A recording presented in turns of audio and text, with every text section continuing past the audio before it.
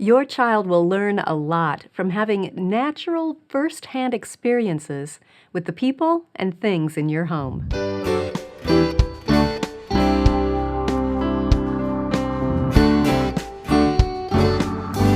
Welcome to the Simply Charlotte Mason podcast. I'm Sonia Schaefer.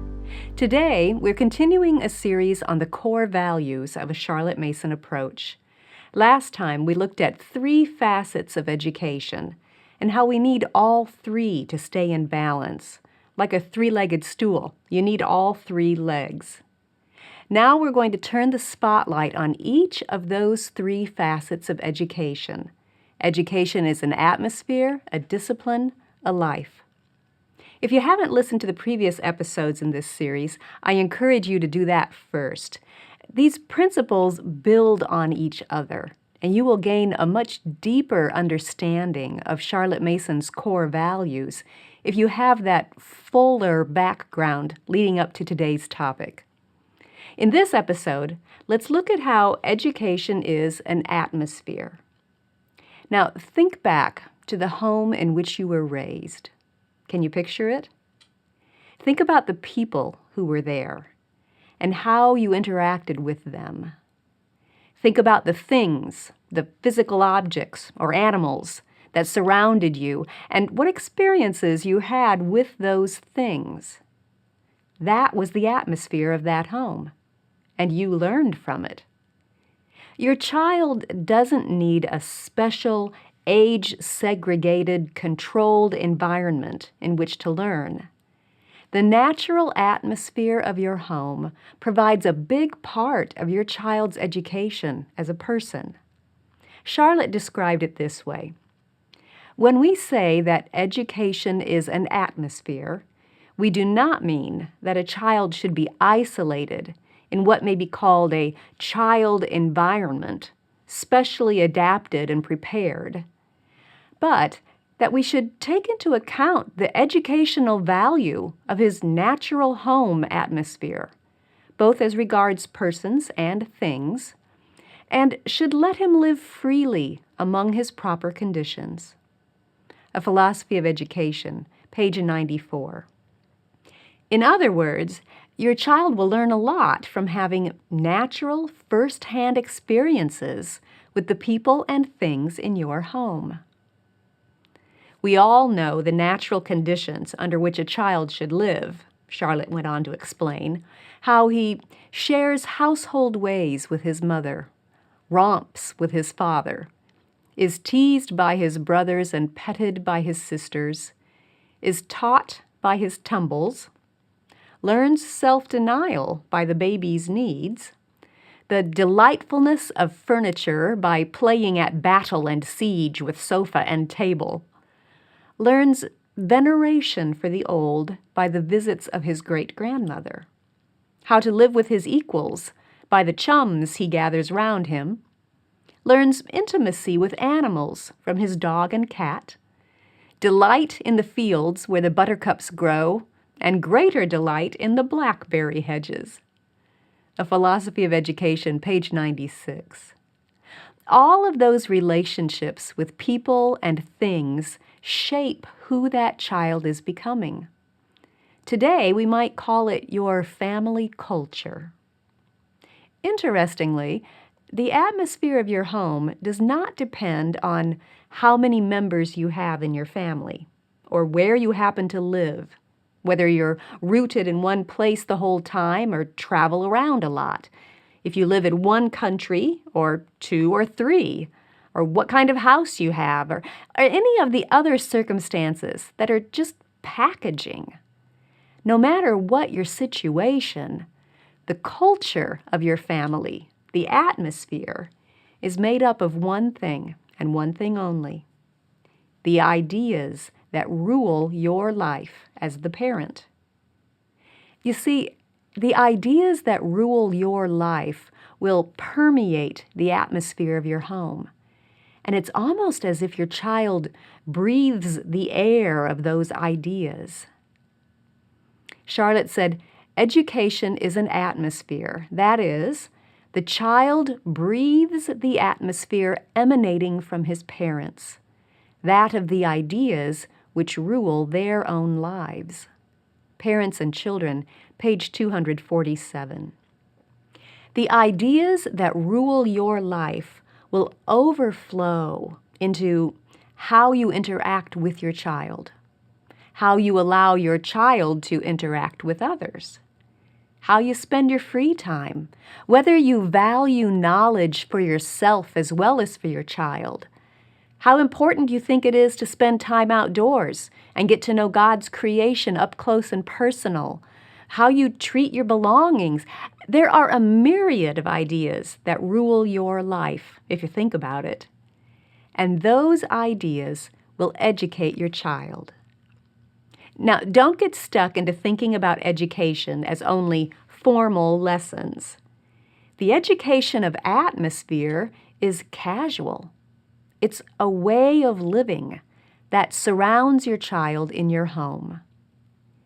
These indefinite ideas, which express themselves in an appetency towards something and which should draw a child towards things honest, lovely, and of good report, are not to be offered of set purpose or at set times.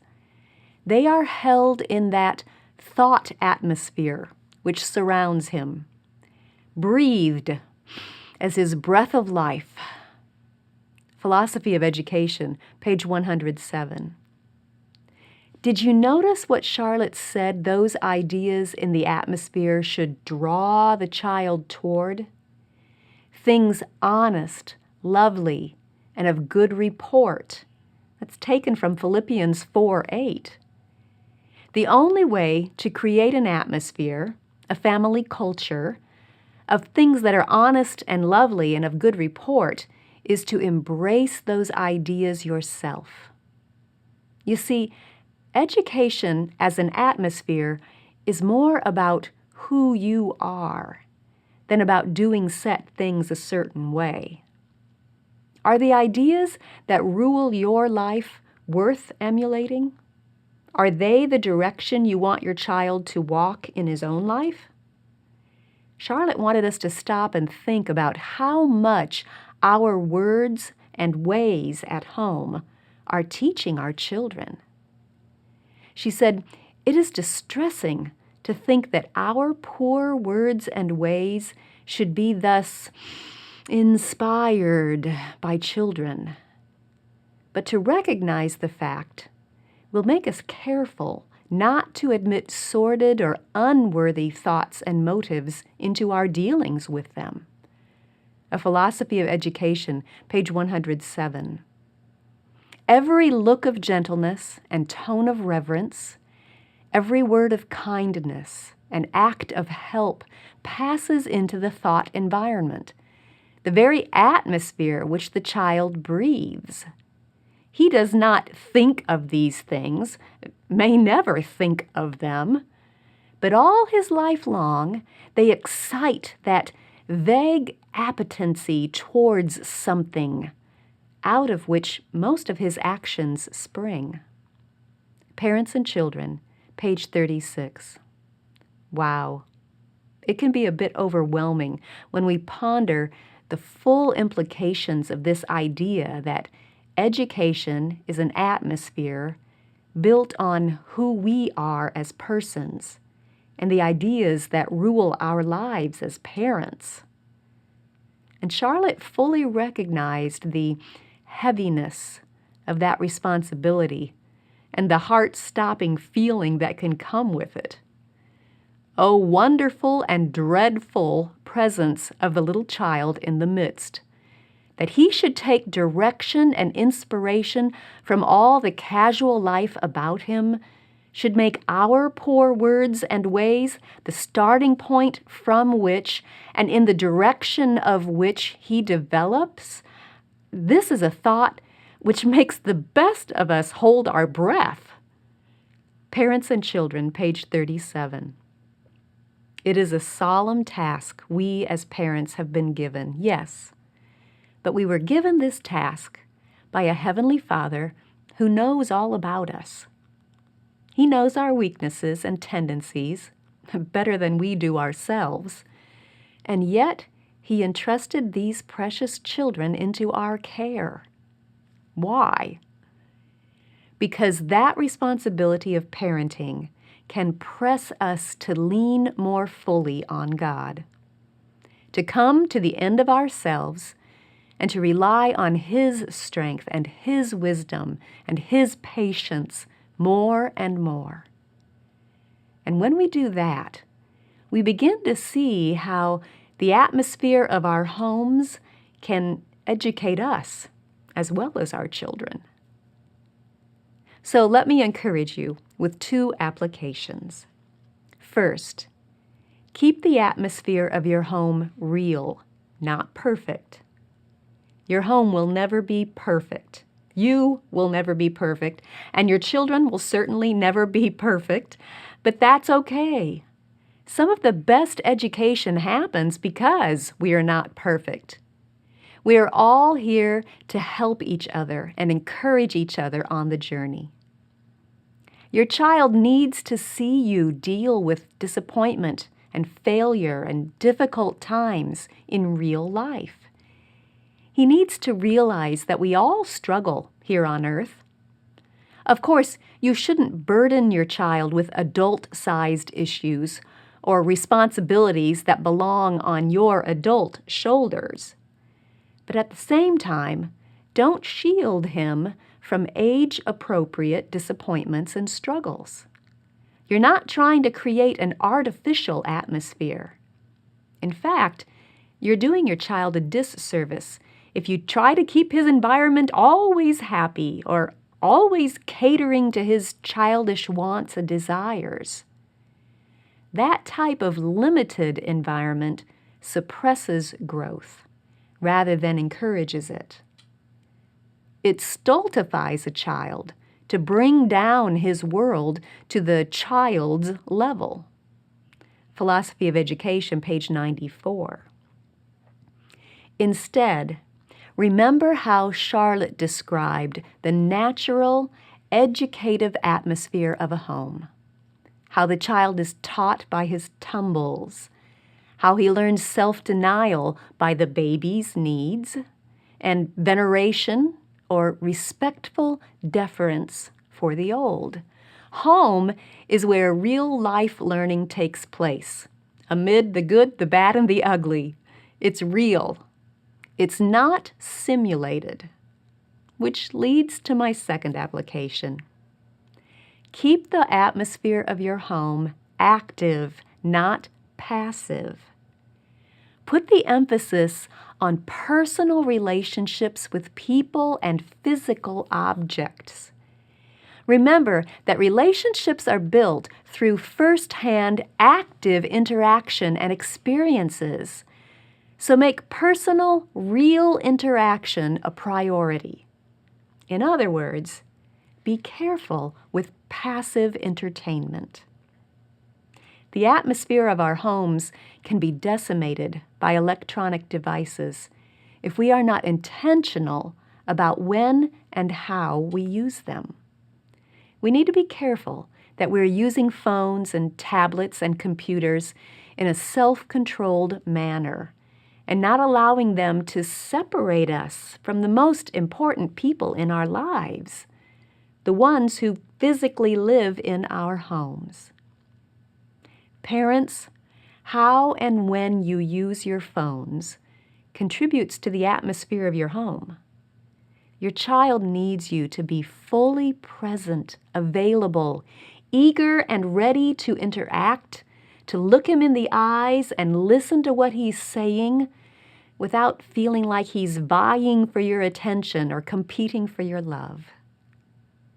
And please think twice before handing your child a phone or a tablet to keep him entertained or occupied.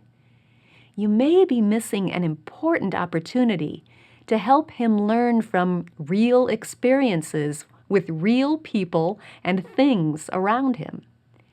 You may be missing an opportunity to connect with his heart and offer that important education that comes casually in everyday situations. I know it's not easy. It's not easy to teach and train a child through life. It requires a lot of energy and thought and effort and patience and wisdom, but it is so important. These are precious years that neither of you can get back. This is part of his education as a person. So create a personal and real home atmosphere. Be intentional.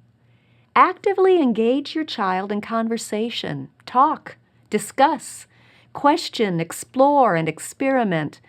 Focus on real people and real things around you, and grow in this season of life together.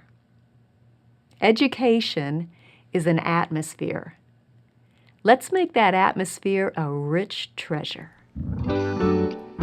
If you enjoyed this podcast, be sure to subscribe through iTunes, Google Play, YouTube, Facebook, Instagram, or your favorite podcast app so you don't miss an episode. You can also subscribe to the audio version or read the blog post on our website at simplycharlottemason.com. All of those links will be in the show notes.